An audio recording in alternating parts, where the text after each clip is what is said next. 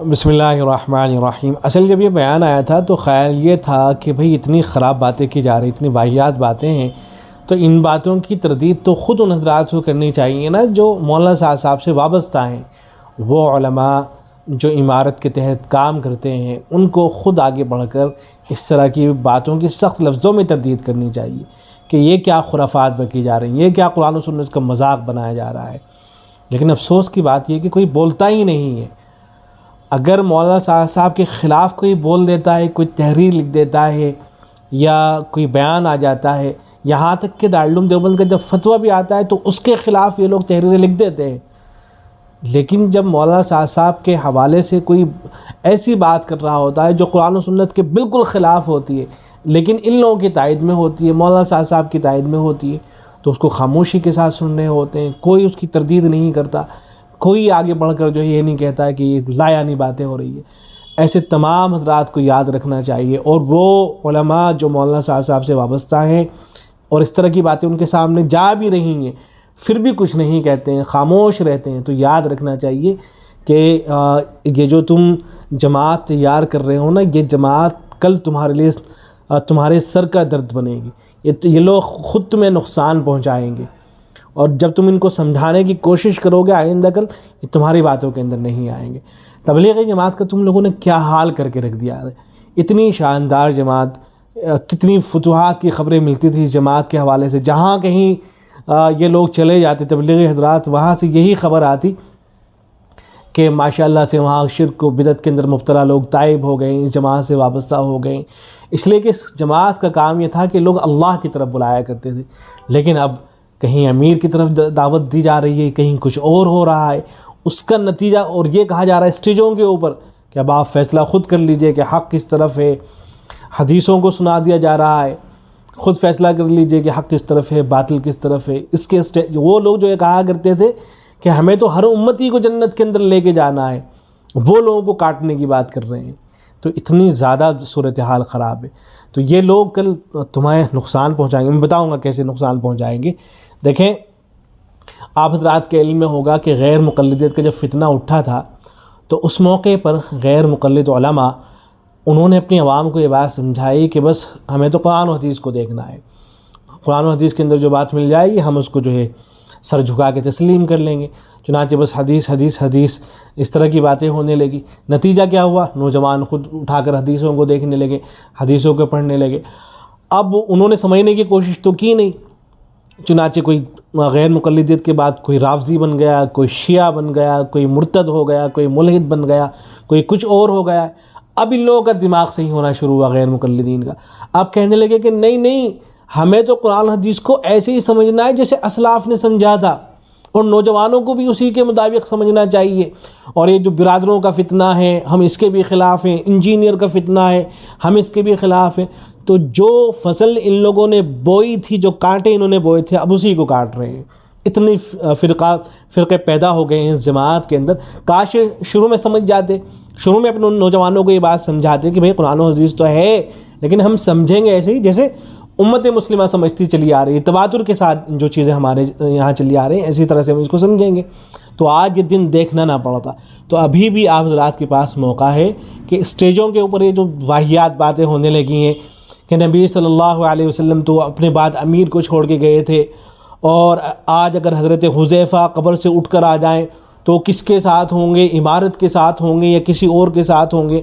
عالمی مرکز نظام الدین اور عالمی امیر مولانا صاحب کے ساتھ ہوتے یا کسی اور کے ساتھ ہوتے اگر حضرت حذیفہ رضی اللہ تعالیٰ عنہ آ جاتے؟ اور جب دجال آئے گا تو اس کا جو خاتمہ ہوگا، اس کو جو مارا جائے گا تو وہ بھی ایک امیر کے تحت ہوگا۔ تو یہ جو باتیں ہونے لگی ہیں، حدیثوں کا غلط استعمال جو ان لوگوں نے شروع کر دیا ہے، تو کل یہ تمہیں بھی نہیں چھوڑیں گے۔ وہ کیسے نہیں چھوڑیں گے میں بتا رہا ہوں، اس طرح سے نہیں چھوڑیں گے، اس لیے کہ جب تم حدیثوں کو غلط جگہ استعمال کرنا شروع کر دو گے تو حدیثوں کے اندر تو یہ بھی آیا ہے نا، اللہ کے نبی صلی اللہ علیہ وسلم نے ارشاد فرما رکھا ہے کہ من اتاکم وامرکم جمیع علی رجل واحد یرید ان یشق عصاکم او یفرق جماعتکم فاقتلوہ، کہ جب تم ایک شخص کی عمارت پر متفق ہو کر امن و سکون سے زندگی گزار رہے ہو تو پھر کوئی دوسرا شخص تمہارے پاس آئے جو تمہاری جماعت میں افتراق اور انتشار پیدا کرنا چاہے تو اسے قتل کر دو۔ تو یہی لوگ قتل کریں گے جب تمہارا آپس میں مشورے کو لے کے بیٹھو گے نا کہ اس مرتبہ یہ امیر نہیں، یہ بننا چاہیے، تو وہ آدمی جو امیر بن چکا ہوگا اور اس کے جو متبعین ہوں گے وہ کیا کہیں گے؟ وہ کہیں گے امیر تو بن چکا ہے، یہ تو ہمیشہ کے لیے بن گیا ہے۔ اس لیے کہ مولانا صاحب کا تو مسئلہ ہے نہیں، تو ہر شہر کا مسئلہ ہے، ہر شہر کے اندر امیر ہوتے ہیں۔ تو ایک مرتبہ جب وہ امیر بن جائے گا تو اس کے ماننے والے کیا کہیں گے تمہیں؟ یہی کہیں گے نا کہ بھائی جو ایک مرتبہ امیر بن گیا ہے،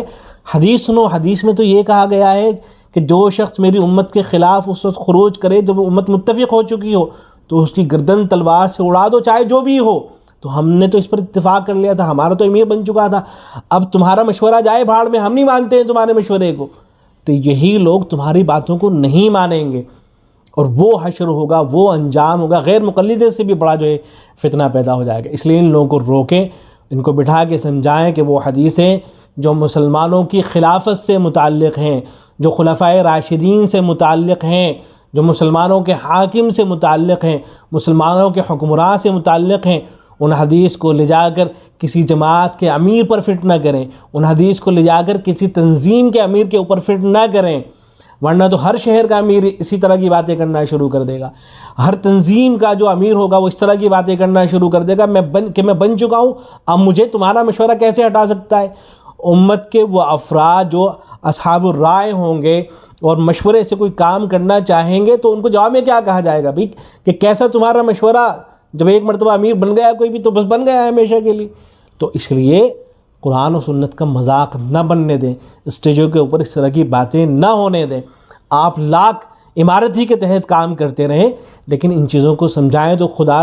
خدا کے لیے ان چیزوں کے خلاف زبان تو کھولنے کی کوشش کریں۔ آپ لوگوں کو کیوں نہیں بتاتے ہیں کہ بھئی یہ چیز غلط ہے، فلاں عالم نے جو بات کہی ہے غلط کہتی ہے، مولانا صاحب کا جو فلاں بیان تھا وہ صحیح نہیں تھا، اسٹیج کے اوپر فلاں آدمی جو بات کر رہے ہیں وہ صحیح نہیں ہے، حدیثوں کو جو اس طرح سے بنا کے پیش کیا جا رہا ہے یہ غلط طریقہ ہے۔ یہ ساری باتیں اگر آپ نہیں بتائیں گے پھر آپ کا انجام اور حشر بھی وہی ہونا ہے کہ یہی لوگ آپ کے خلاف کھڑے ہوں گے اور آپ کی پٹائی بھی ہوگی، سارے کام جو ہے آپ کے خلاف یہ لوگ کر رہے ہوں گے۔ پھر یہ صرف انہی لوگوں کے ساتھ نہیں کریں گے کہ جو مولانا صاحب کو چھوڑ کے چلے گئے، کل جب آپ مشورے کے لیے بیٹھیں گے آپ کے ساتھ بھی یہی ہوگا۔ تو اللہ کرے کہ یہ بات ان حضرات کی سمجھ میں آئے، یہ کتنی بڑی جہالت ہے کہ وہ حدیثیں جن کا تعلق مسلمانوں کی خلافت سے ہے ان کو لے جا کر کے آپ جو ہے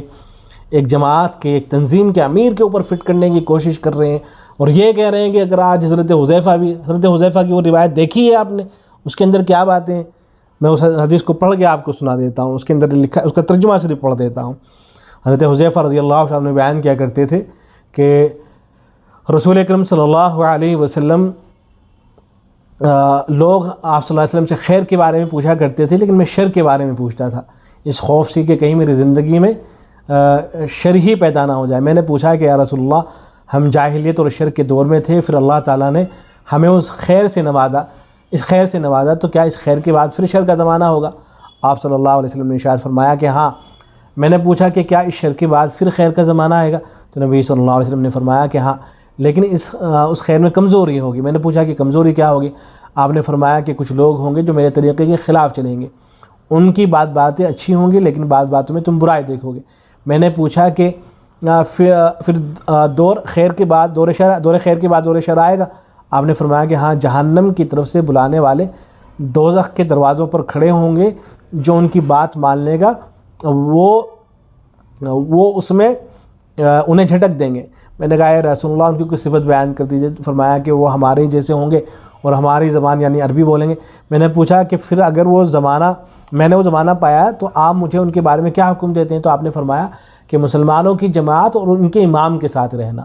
تو یہاں تو جماعت المسلمین کا ذکر بھی ہے۔ اب شورا والے یہ کہنا شروع کر دیں گے دیکھو اس کے اندر تو جو ہے جماعت کا اصل ذکر ہے اور امام جو ہوگا اس کو جماعت مل کے بنائے گی اس لیے شورا اصل ہے۔ تو بھائی اس طرح کی باتیں آپ لوگ نہ کریں بالکل بھی۔ ان حدیثوں کو جو ہے وہ مسلم جو حاکم ہوگا انہی کے لیے رہنے دیں۔ تو فرمایا کہ مسلمانوں کی جماعت اور ان کے امام کے ساتھ رہنا۔ میں نے کہا کہ اگر مسلمانوں کی جماعت نہ ہو، نہ ان کا کوئی امام ہو، آپ نے فرمایا کہ پھر ان تمام لوگوں سے الگ ہو کر خواہ تمہیں جنگل میں جا کر درختوں کی جڑیں چبانی پڑیں یا الگ ہو جانا، یہاں تک کہ اسی حالت میں تمہاری موت آ جائے۔ تو یہ وہ ساری روایت ہے۔ اب اس کو لے جا کر آپ کسی تنظیم کے امیر پر فٹ کرنا شروع کر دیں اور یہ کہیں کہ حق اور باطل کا فیصلہ کر لو، تو کیا ذہن بنے گا ان بیچارے نوجوانوں کا؟ ان کا ذہن یہی بنے گا کہ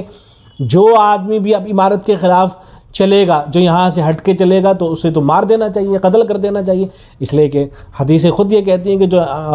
امیر کے خلاف ہو اس کو قتل کر دیا جائے۔ تو امیر جو ہے وہ مسلمانوں کا حاکم ہے، کسی تنظیم اور جماعت کے امیر کی یہاں بات نہیں ہو رہی۔